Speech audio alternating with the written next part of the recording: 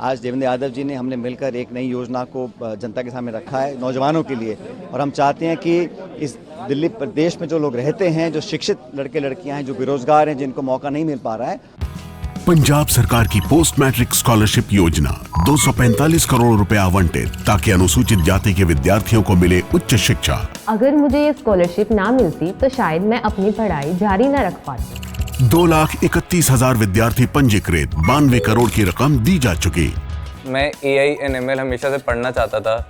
अगर स्कॉलरशिप नहीं होती तो मैं कभी भी एडमिशन नहीं ले पाता इस कोर्स में। मुख्यमंत्री भगवंत सिंह मान की कोशिशों से पंजाब बन रहा है रंगला पंजाब।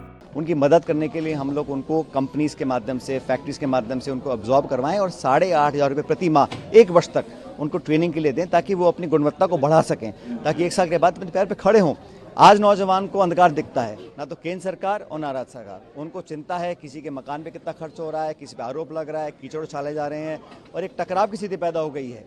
दिल्ली में सरकार पहले शीला जी की थी और केंद्र सरकार भाजपा की थी, कोई झगड़ा नहीं होता था, सारे काम आराम से होते थे। लेकिन इस प्रकार की राजनीति को निर्मित किया गया है जो मैं समझता हूँ दिल्ली के हित में नहीं है, इसलिए हम लोगों ने अलग विजन दिया है और आज नौजवानों के लिए 8,500 रुपये प्रति माह की हमने एक योजना लॉन्च करी है।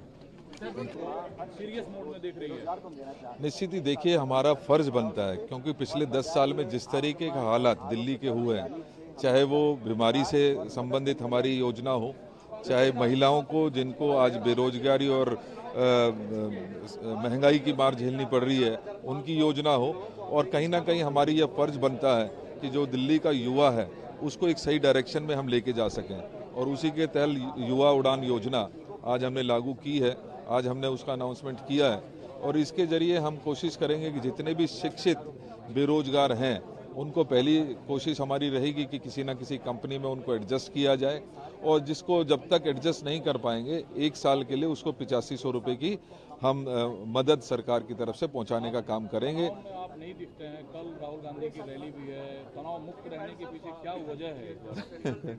देखिए, आज दिल्ली की जनता का प्यार मिल रहा है, उनका आशीर्वाद मिल रहा है, और मुझे इस बात का पूरा विश्वास है, क्योंकि पिछले 10 सालों में चाहे वो केंद्र की सरकार रही हो या दिल्ली की सरकार रही हो, आज उनसे ऊब कर पुनः एक बार दिल्ली जो है विकास की ओर देख रहा है, दिल्ली एक वर्ल्ड क्लास सिटी की ओर देख रहा है, और दिल्ली कांग्रेस की तरफ विश्वास है। दिल्ली की जनता की उम्मीदों पर हम खरा उतरेंगे और एक मजबूत सरकार देकर दिल्ली को पुनः उसी विकास के रास्ते पर दोबारा से लाने का काम करेंगे। उम्मीदवार का नाम भी आम आदमी पार्टी बता रही है, रमेश बिधूड़ी सीएम होंगे, मतलब ये क्रोनोलॉजी क्या है कि बीजेपी के सीएम कैंडिडेट की घोषणा आम आदमी पार्टी की? देखिए, ये एक ही सिक्के के 2 पहलू हैं।